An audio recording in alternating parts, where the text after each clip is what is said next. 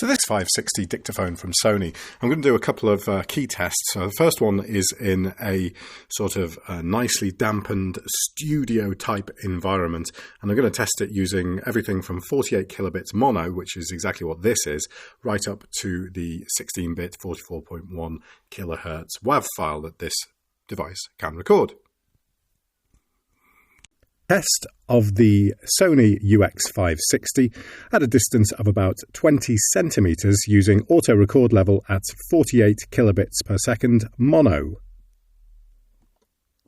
This is a test of the UX560 using auto record level, and this is from a distance of about 10 centimeters in 48 kilobits mono. This is a recording of the UX560 at a distance of 30 centimeters in 128 kilobits stereo MP3. And this is a test of the UX560 at a distance of 10 centimeters using 128 kilobits MP3. This is a test of the UX560 at a distance of 30 centimeters using auto record level at 192 kilobits.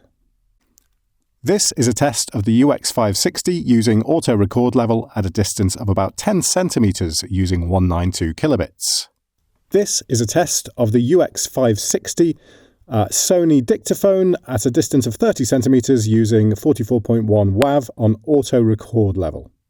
And this is a test of the UX560 at a distance of 10 centimeters using auto record level at 44.1 kilohertz. So what I tend to find is that the auto record level on this device does possibly clip the first second or two of the recording until it kind of sorts itself out and drops the level back a bit. So sometimes I think if you're going to be using it in a known sort of environment, I think setting it to non-auto level can do a good job too and can get you a kind of cleaner recording. But of course, if you're just using it as a dictaphone, it doesn't really matter anyway.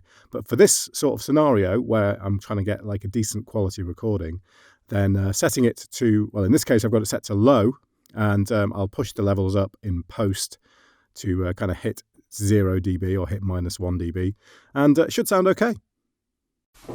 All right, we're back on auto again now, and this is in a room with pretty bad acoustics. I'm probably about 2 meters from the dictaphone, and this is to kind of, I suppose, simulate a meeting environment, because, you know, actually, to be honest, meeting rooms probably sound better than this. But I mean, if I just kind of walk around the room a little bit and just see how the audio level varies as I get a little bit closer to the device. The levels, from what I can see, are absolutely fine. And a little bit further away from the device if I go a little bit further back. So yeah, there's a recording at the moment of 48 kilobits mono, and I mean the device with the 4 gig on board, you can record for literally hours using 48 kilobits. It's ridiculous the amount of time you could record. So let's try that at a different bit rate. This is now recording at 128 kilobits and is in stereo this time, and we're in the fairly poorly room with bad acoustics with a distance from 2 meters from myself to the dictaphone. See how this one sounds. Same test again at 192 kilobits per second. I imagine these will all sound pretty much the same, with the exception of the 48 kilobits one, which is in mono, but again, probably perfectly sufficient for understanding what I'm saying. So yeah, auto record level should be bringing up my voice, but it'll probably also bring up all the kind of reverberation of the room as well, but should still be okay. And finally, 44.1 kilohertz WAV, probably completely overkill for this sort of use. Nice that you can do it on the device though. If you can plug in a lav mic into the unit and try that, I would have thought that sounded pretty good. Wow, let it bring it down a bit. There we go, that's a bit better. So still on auto record level, but I'm using a lav mic now. This is I couldn't use my Sennheiser.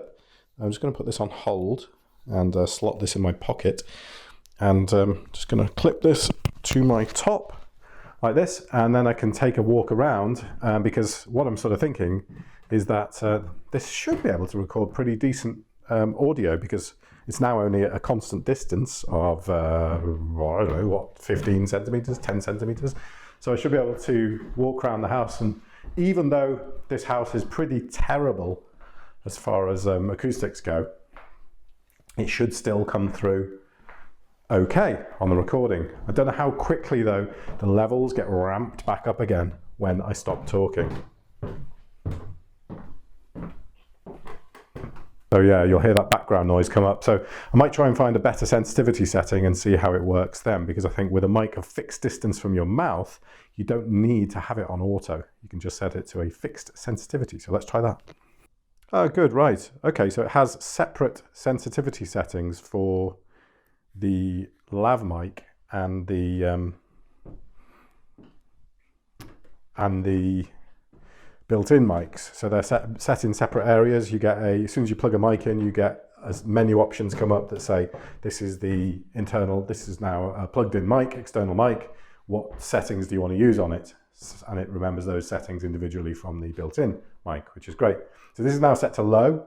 It's recording PCM WAV, and it's just on a Comica lav mic, because the Sennheiser one won't fit in because it has the screw attachment on it, so I'd have to put a little adapter on the end.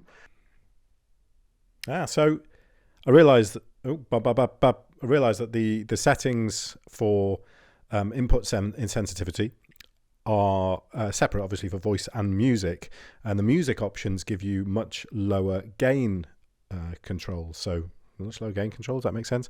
No. So the low setting in music is much lower than the low setting in voice, because I was concerned, because I was thinking, God, if this is the lowest it goes, if anyone's kind of shouting or really kind of presenting boldly wearing a lav mic like this one, it's not going to do it's just going to clip. That's obviously where auto record level comes in, but then during any quiet bits, it gets really way too loud. Finally, the last test I'm going to do is a music test, because you can, as far as I can see anyway, you can plug this in and make the microphone in a line in. So you can record line in sort of music out of your phone or some other device. I'm going to just do it out of my iPhone here, and I'll just quickly try recording something and see what the quality is like.